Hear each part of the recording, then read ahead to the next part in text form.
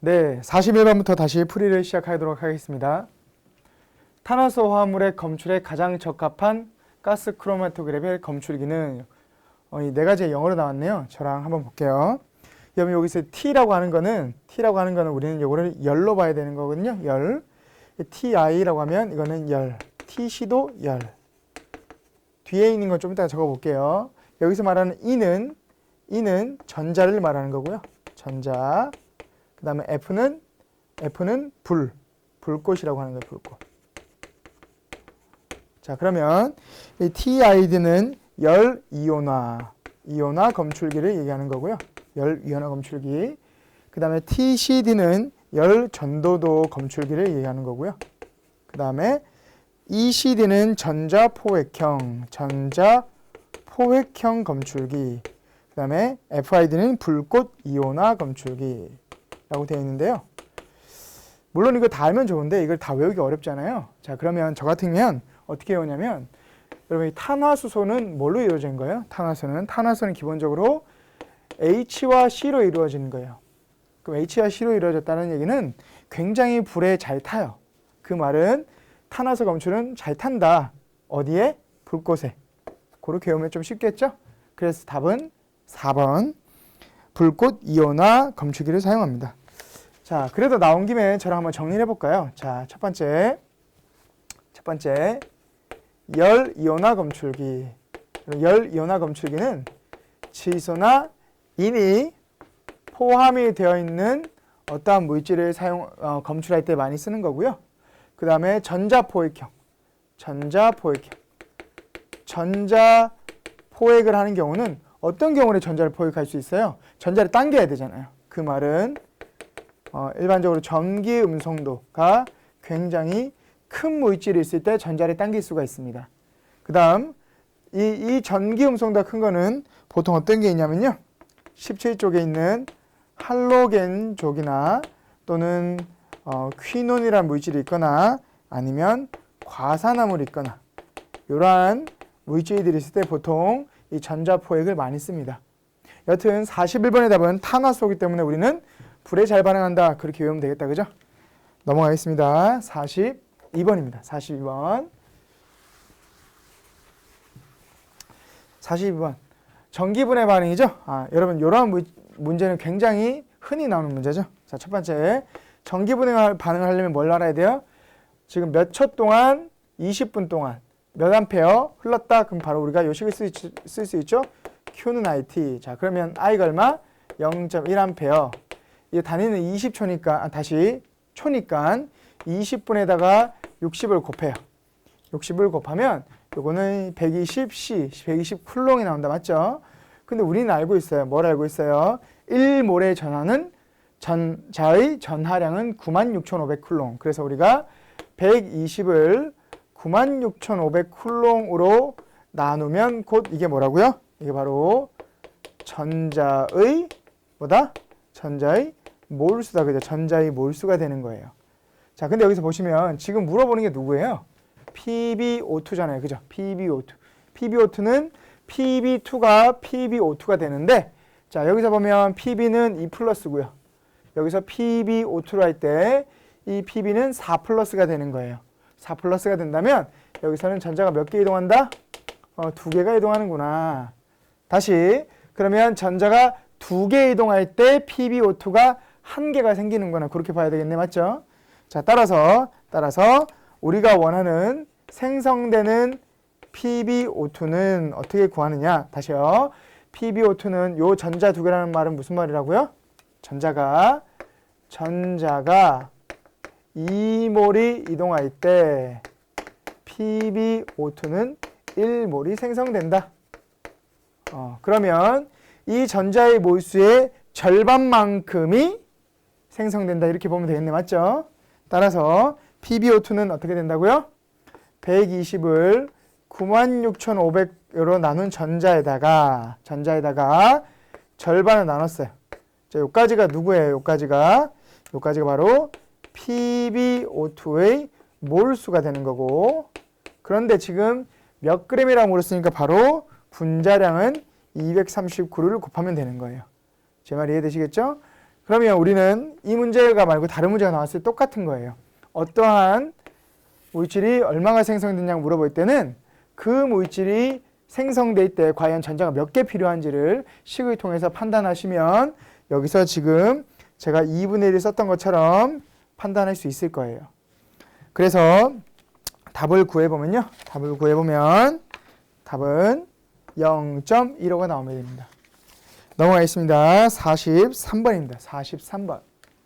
자, 43번. 여러분이 계속 이제 기출문제를 풀이하시겠지만 이 기능사 문제는 이 정답이나 이 물어보는 문제에 그 뭐라고 해야 될까요? 큰 힌트가 있는 경우가 많아요. 이 문제도 마찬가지고요. 한번 볼게요. 금속이온이 있는데 전극을 했다. 다시 말하면 얘는 전극을 사용했는데 직류 전압을 통해서 전극이 뭐가 됐다? 환원이 됐다, 석출이 됐다. 이러면 이 말이 되게 긴데 쉽게 생각해서 뭘 말하는 거예요? 전류를 흘러서 전류가 돼서 어떤 물질이 뭐가 됐다? 석출이 됐다. 그럼 어떤 물질이 석출이 되었다라는 거는 곧 뭐를 받은 거예요? 전자를 받은 거잖아요. 전자를 받아서 석출이 된 거 아닙니까? 그죠? 그럼 몇 번이에요? 전자를 받아서 석출된 곧 전기가 들어가는 그러한 답은 뭐예요? 전해 분석이에요. 전해 분석. 너무 간단한 문제다. 그죠? 말이 어렵지 않습니다. 첫 번째 비색 분석이 뭐예요? 비색 분석. 그야말로 색을 분석하는 거예요. 색. 그럼 색은 어떻게 분석하냐면 우리가 색을 분석하는데 그 색을 통해서 누구랑 비교하는 거예요? 표준 용액이 있을 거 아니에요. 그죠? 다시 말하면 얘는 표준 용액과 비교하는 거예요. 표준 용액과 비교를 해서 그 색이 과연 누구냐라고 판단하는 거고 중량, 그럼 뭘 분석하는 거예요? 질량을 분석하는 거죠. 질량을 분석하는 거. 그럼 얘는 다시 말하면 그 물질이 어떠한 물질이 있으면 혼합물일 때는 분석하는 게 의미가 없고요. 그 중에서 순물질만 걸러낸 순물질의 질량을 분석하는 거고요. 이건 뭐예요? 이거는 광을 분석하는 건데 일반적으로 빛의 주면요. 빛에 의해서 어떠한 원자가 들뜨거나 아니면 원상복귀하거나 그래서 어떻게 될 수 있다? 빛을 줬을 때 빛에 의해서 스펙트럼이 방출이 될 수도 있고 흡수가 될 수도 있다. 이 방출이 되거나 흡수 스펙트럼이 나온다. 맞죠? 그럼 그 스펙트럼이 어떠한 패턴으로 이루어지냐에 따라서 그 물질의 종류도 알 수 있고 그 물질의 양도 측정할 수도 있어요. 자, 여튼 여러분 이러한 43번 같은 문제가 기능사에 많이 나옵니다. 그래서 우리는 이러한 그 지문을 통해서 이 말을 잘 해석하면 문제가 어렵지 않습니다. 넘어가겠습니다. 44번입니다. 44번. 자, 44번 가스 크로마토그래피의 정성 및 정량 분석할 때 제일 먼저 해야 될 것은 여러분 크로마토그래피에서 크로마토그래피가 뭐예요? 크로마토그래피는 정지상이 있고 이동상이 있을 때 이동상의 속도를 어떻게 이동하면서 그 정지상을 지나서 물질들이 다시 말하면 혼합물이 순물질로 이렇게 분해가 되는 거 아니에요. 그 분해가 되면서 이 물질이 누구다라고 판단하는데 그 물질이 누군지를 어떻게 판단하나요? 어떤 기준 용액, 다시 말하면 기준 시약 같은 것과 비교를 해야 돼요. 그럼 여러분 제일 먼저 해야 될 게 뭐예요? 당연히 3번일 수밖에 없어요. 왜 그런가요? 기준과 비교를 해야 돼요. 기준과 비교. 그렇기 때문에 이 표준 용액을 조제한다라는 건 기준을 만든다는 뜻이에요. 이해되시겠어요? 그러면 표준 용액을 먼저 만들고 그 다음에 기록계나 본체를 준비한 다음에 분석을 해서 이 분석한 것을 누구랑 비교한다? 기준과 비교한다. 이렇게 보시면 되는 거예요. 어렵지 않죠? 넘어가겠습니다. 45번입니다. 45번. 자, 액체 크로마토그래피에서 이동상으로 사용하는 용매의 구비 조건이 아닌 것은 너무 간단해요. 자, 액체 크로마토그래피는 뭐예요? 액체가 지나가야 돼요.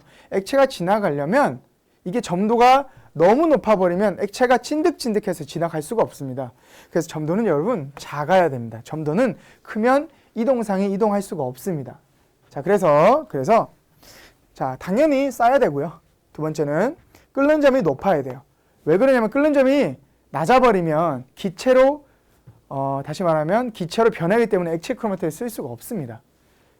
당연히 네 번째도 분석물의 봉우리와 겹치지 않는 고순도다. 이게 무슨 말이냐면요. 자, 이 분석물이 있는데 겹쳐버리면 다시 말하면 그 물질이 뭔지 알 수가 없는 거예요. 그렇기 때문에 저랑 한번 정리 한번 해봅시다. 이런 물질은 잘 나오니까요. 액체 크로마토그래피의